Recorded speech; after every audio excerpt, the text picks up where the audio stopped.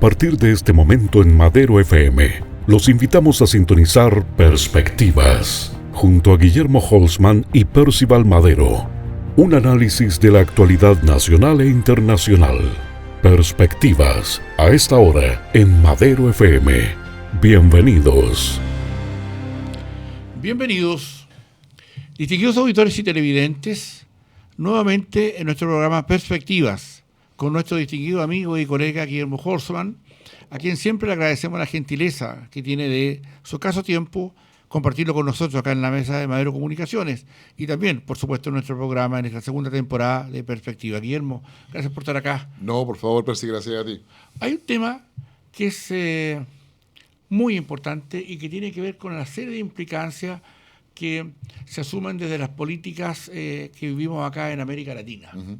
Están ocurriendo varias cosas, desde los incendios en la Amazonía, en la vuelta, digamos, de la FARC en Colombia. Estamos viendo esta amenaza de 5 millones de personas más que van a huir de Venezuela en los próximos 2 años.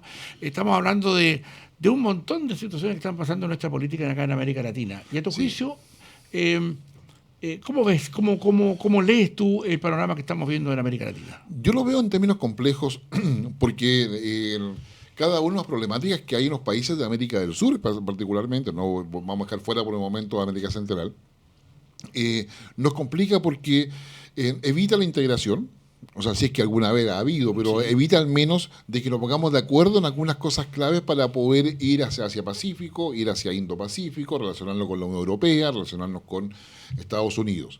¿Por qué? Porque cada país tiene problemáticas y dinámicas propias. Ya vemos lo que está pasando en Argentina con con el triunfo de los Fernández, sí, Alberto Fernández y Cristina Fernández, que prometen un retorno del kirchnerismo 2.0. Claro. Y eso significa que va contra la globalización, contra el Fondo Monetario, va contra todas las políticas que ha implementado Macri, y que eventualmente el 27 de octubre se estarían transformando en el nuevo mandatario de Argentina. Y con eso se distancia la relación con Chile y con los demás países de América Latina y particularmente con Brasil. ¿Una nueva izquierda para Argentina? Sí, sería una nueva izquierda para Argentina.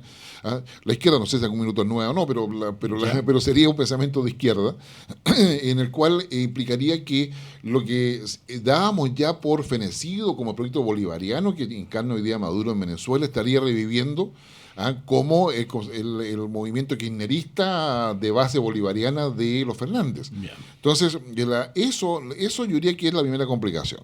La segunda complicación la tenemos, quizás no complicación, pero dato que es importante, porque Uruguay, con Tabaré Vázquez, se ha ido arrestando al Grupo de Lima, arrestando a condenar a Venezuela.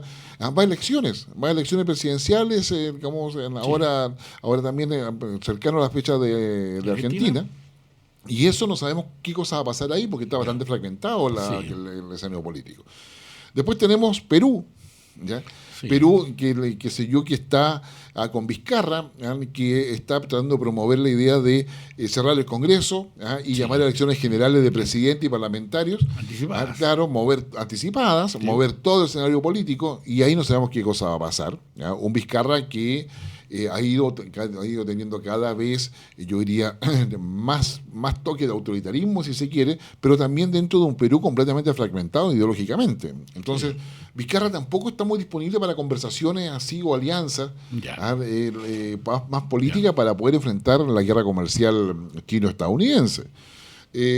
Tenemos luego Colombia, que se complicó definitivamente esta semana, digamos, en términos de las implicancias que tuvo en su minuto el hecho que Sandrich, uno de que el segundo jefe de la FARC, que era el segundo de Timochenko, Londoño, que hoy día es senador en Colombia, a raíz del proceso de paz que se implementó finalmente con José Manuel Santos, el expresidente colombiano, antes de Duque.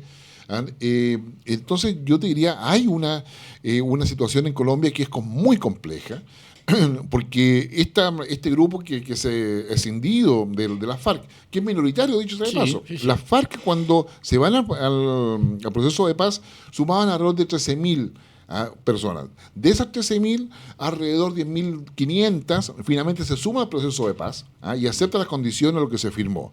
Pero hay un resto que quedó diseminado en Colombia, que son en 8 o 9 agrupaciones, y hoy día aparece Sandrich, que estaba en la cárcel, que estaba con una petición de extradición de Estados Unidos para ir a un juicio a Nueva York, muy parecido a lo que le pasó a Chapo Guzmán. Finalmente termina en libertad a raíz o vinculado al proceso de paz, pero no termina siendo extraditado por el proceso de paz, porque el proceso de paz, uno de los compromisos es que no hay extradición.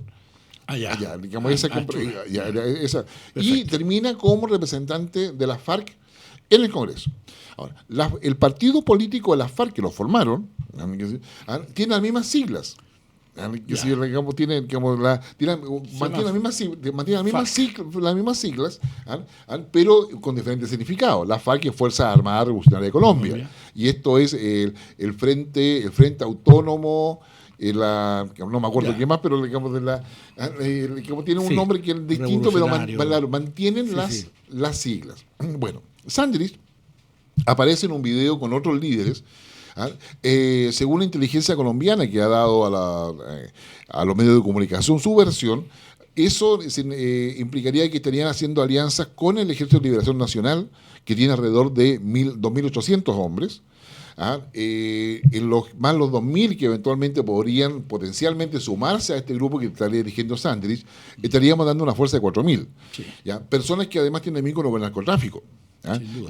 Según la información de Colombia, ellos estarían en Venezuela, a pesar de que Sandrich dice que están en la frontera con Brasil y con Venezuela. Colombia, la topografía y la geología, qué sé yo, y la vegetación colombiana se la encargo. O sea, no es tan fácil como identificar la frontera. Claro, o sea, si ya cuesta encontrar a alguien en el desierto, a pesar que no hay ningún árbol, imagínense lo que significa encontrarlo cuando está lleno de árboles. Claro. O sea, es complicado. Entonces eso ha colocado un punto de inflexión que va a traer, y creo que lo hemos visto en todos estos días respecto a todas las repercusiones que ha habido, pero Duque está responsabilizando directamente a Maduro. Sí, si eso es cierto o no. A su vez, la inteligencia estadounidense y organismos de investigación estadounidense dan cuenta de que hay una presencia masiva de Hezbolá en Venezuela. Ojo. Entonces yo te diría que bajo ese contexto la situación de Venezuela para Estados Unidos se transforma ya en un riesgo más que evidente. Sí. Y ahí vamos a ver de qué manera Duque es capaz de poder salvar, potenciar, y consolidar y blindar el proceso de paz. Hasta ahora Londoño y los dirigentes que aceptaron el proceso están defendiendo el proceso frente a esta escisión guerrillera que representa Sandrich. Pero ahora Duque tiene que ver cómo va a manejar esto y de qué manera se puede mantener el proceso de paz y no empieza su decaimiento. Porque lo que dice Sandrich es que el Estado no ha cumplido, que no le da certeza. Y la plataforma de lucha que ellos plantean es que no es contra la policía ni los militares. Mira, ojo con eso, sino contra los oligarcas, contra la oligarquía. Entonces volvemos a una mezcla. Esta no es la FARC de Londoño, no es la FARC que firmó. Esta es una escisión, es decir, es una expresión más radical, distinta, y se salía con el Ejército de Liberación Nacional, que también había tenido conversaciones con Colombia que se habían hecho en Ecuador. En definitiva, estamos hablando de que el panorama para Colombia y América del Sur se complica, porque hay grupos parecidos, poco conocidos. Está el PCC en Brasil, Paraguay. Está el ejército el ejército de rebelión popular en Paraguay. O sea, tenemos otros grupos dentro de América del Sur que no son precisamente, amigos de la paz.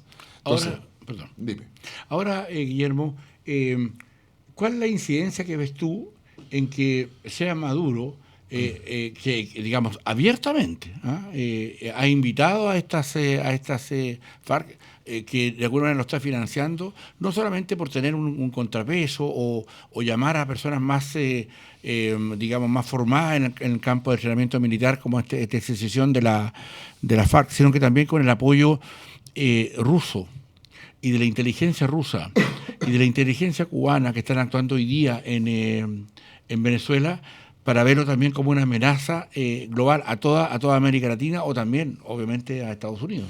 Yo diría que los rusos y los chinos, yo creo que están más alejados de poder cooperar a todo ello. Yo creo que tiene más preocupación mostrar a Irán, digamos, una mayor influencia. Ahora, eso en la medida en que Estados Unidos y toda la información disponible vincula a Irán con Hezbollah, a pesar que Hezbollah nace en Libia. Sí. Pero la verdad es que hay todo un debate a nivel mundial respecto a eso, y Estados Unidos tiene un foco permanente sobre Hezbollah. Ya, digamos, Hezbollah tiene presencia en África.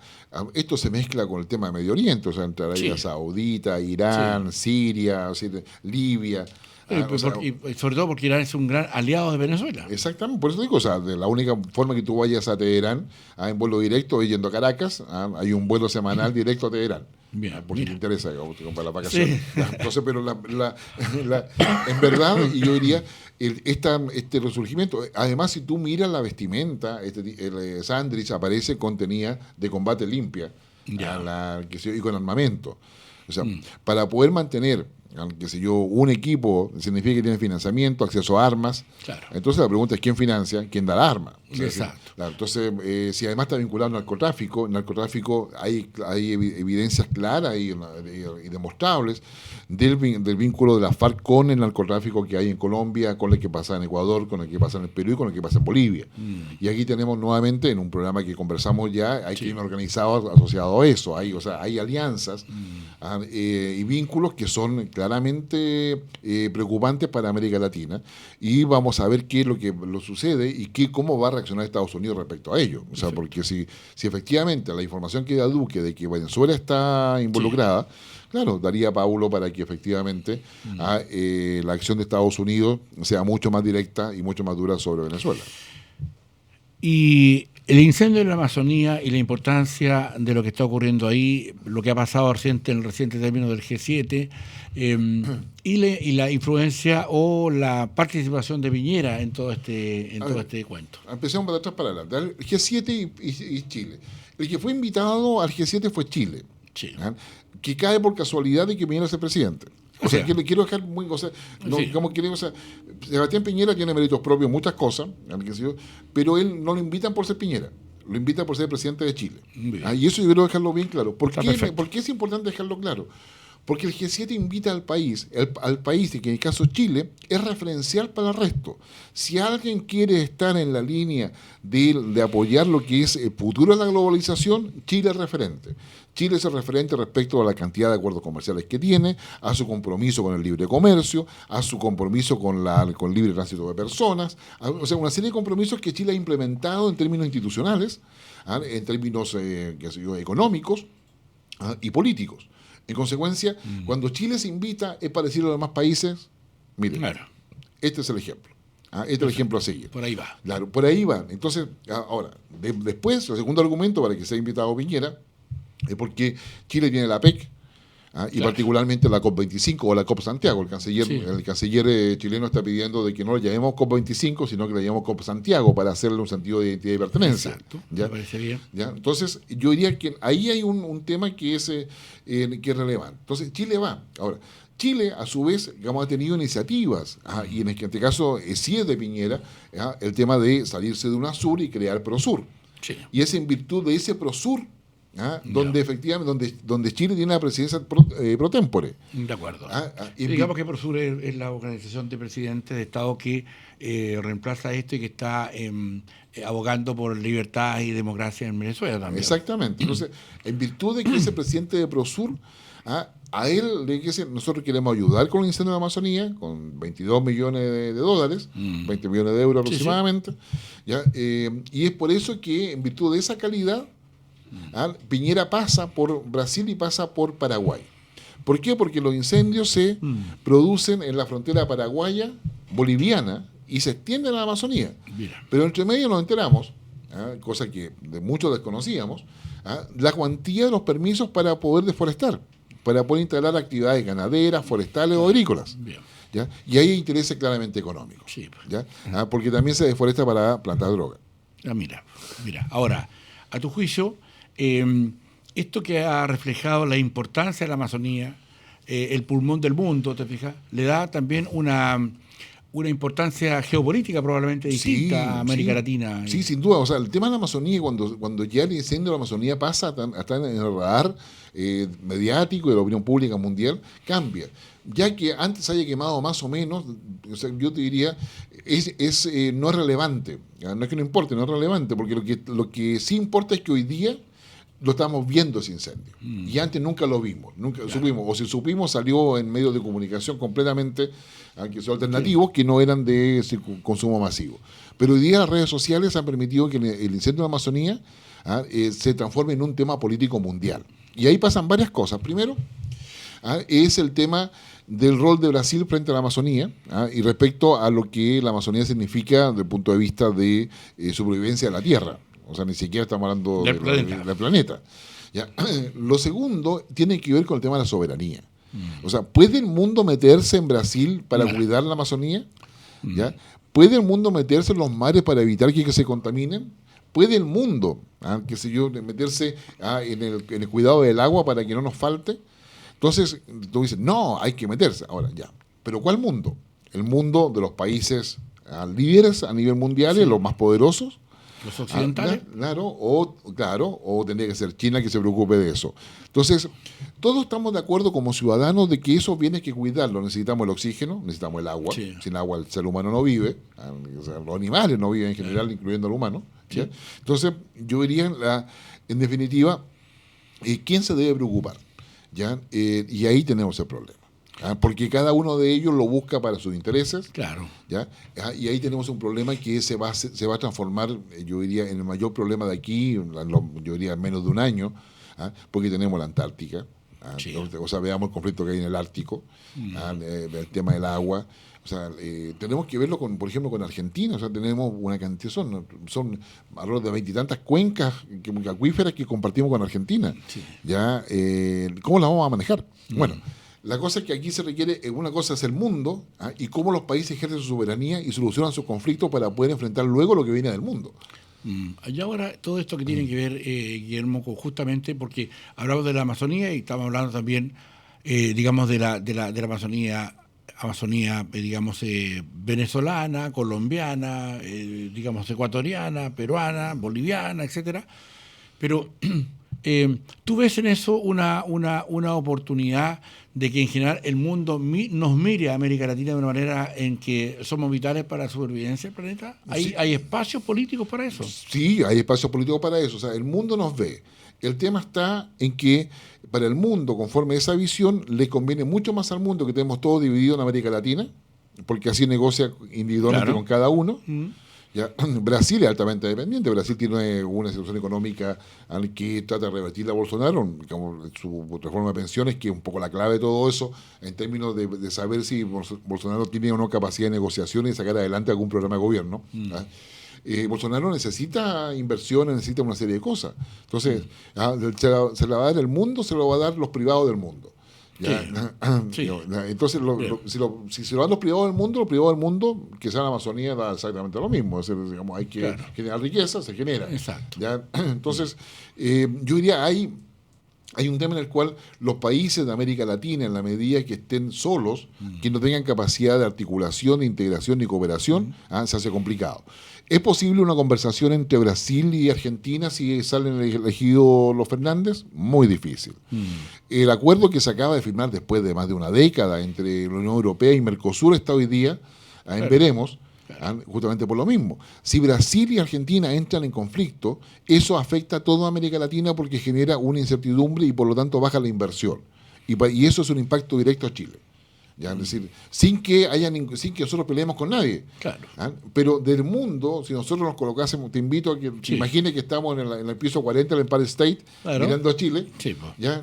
Tomándonos un rico café allá, tú verías que Chile es invisible y los visibles son Argentina, Brasil y el otro que es México. Exacto. Y conforme a lo que pasa en esos países, yo veo que Chile, voy a colocar algunas cosas ahí. Perfecto. Pero si Brasil y Argentina entran en conflicto, definitivamente afecta a toda América Latina y particularmente a Chile.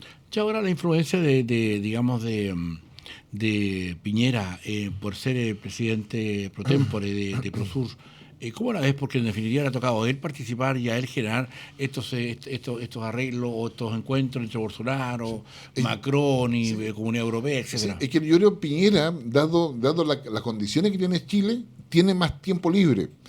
Ya. O sea, Macri está ocupado en su problema interno, Exacto. Bolsonaro para qué decir, Exacto. Vizcarra para qué hablar. El presidente de Paraguay, yo diría, está en crisis, la Cámara está al punto de una acusación constitucional. ¿Ya? Bolivia va a elecciones con Evo Morales, que probablemente va a ser reelecto. Entonces yo diría, tenemos el presidente que más tiempo libre tiene, en términos concretos, es Piñera. Claro. O sea tiene la casa más ordenada. Tú piensas, acá en Chile nosotros estamos discutiendo que si vamos a crecer el 2,6, cerca del 3, dice el gobierno, el privado dice que 2,4, incluso quizás menos, pero vamos a estar sobre el 2, para colocarlo en simple, sobre el 2%. Claro. La región completa, América Latina completa, estaría creciendo con suerte 0,6. O sea, lejos estamos creciendo más que toda América Latina. Sin embargo, para nosotros, para el nivel de crecimiento y expectativas que teníamos, es absolutamente insuficiente. Argentina está preocupada cómo salir de la pobreza, que ya va en el 32%. ¿Ya? Digamos, lo propio está pasando con Brasil, porque tienen que reponer su economía y su economía no está dando el ancho para poder superar todo eso. Chile mantiene unos determinados niveles. Podremos hacernos todas las críticas que queramos acá dentro del país respecto a muchas cosas, pero si yo lo miro así regional, desde arriba no estamos mucho mejor que todos los países de América Latina.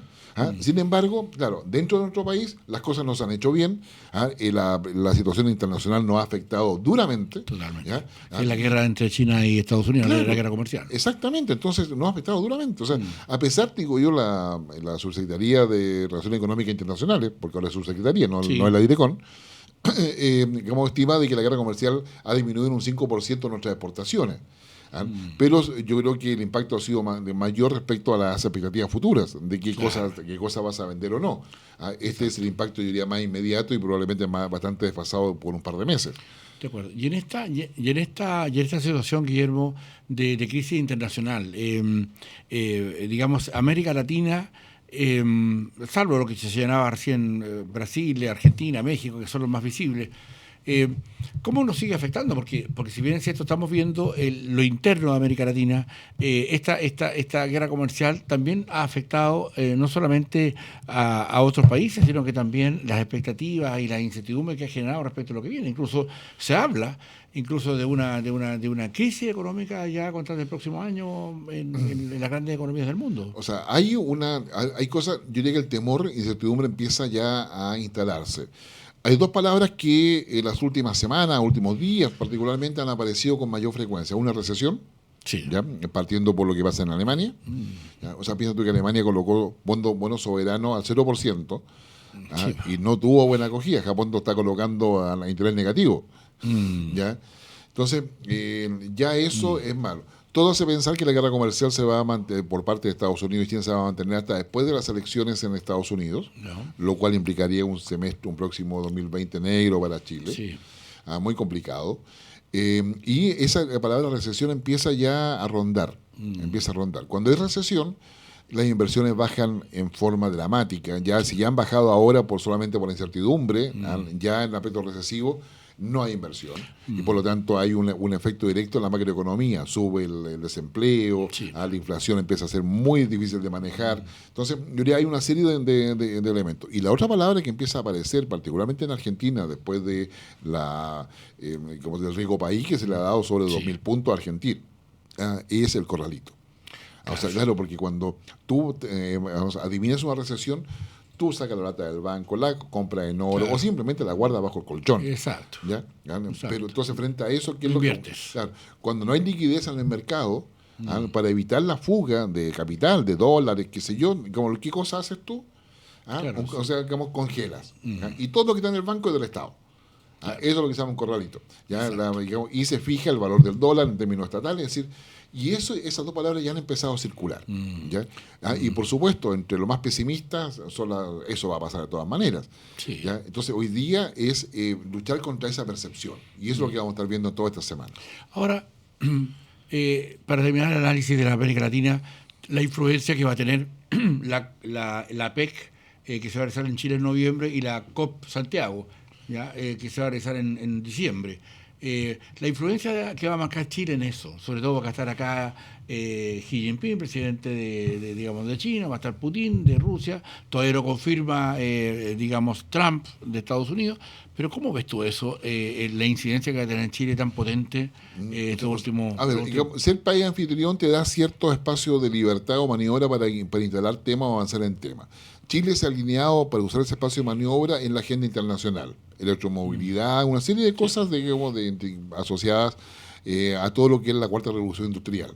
Ahora, el tema está en que muchas de esas cosas Chile las está impulsando sin tener el proceso atrás. O sea, te digo un solo ejemplo. Tenemos buses eléctricos, lo cual es maravilloso, eso sin lugar a dudas, pero no lo fabricamos nosotros. Perfecto. Claro. La mantención no es nuestra. O sea, el conocimiento, la tecnología para la mantención no es nuestra.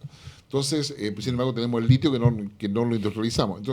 Entonces hay una parte, estamos mostrando electromovilidad, en muchas partes, pero no tenemos proceso de respaldo de eso.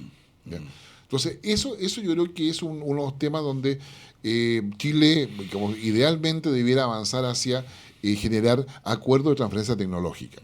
Es decir, compremos los buses, de acuerdo, sean chinos de otra parte, como no es tema, pero también transferencia tecnológica. O sea, es decir, para poder fabricarlo acá. Exacto, o cooperar mantenciones acá. Claro, mantenciones acá. O sea, digo yo, necesitamos electromovilidad en todo el país, por lo tanto, buses eléctricos en todo el país. Entonces, deberíamos tener una industria nosotros. Gracias. O sea, aunque esa industria esté viva 15 años, porque con 15 años tú vas a...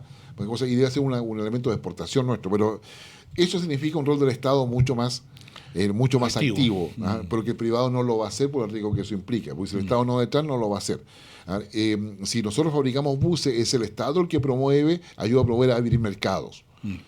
Pero el privado no lo va a hacer, porque claramente hay muchas empresas que lo pueden hacer más barato y no hay margen de utilidad.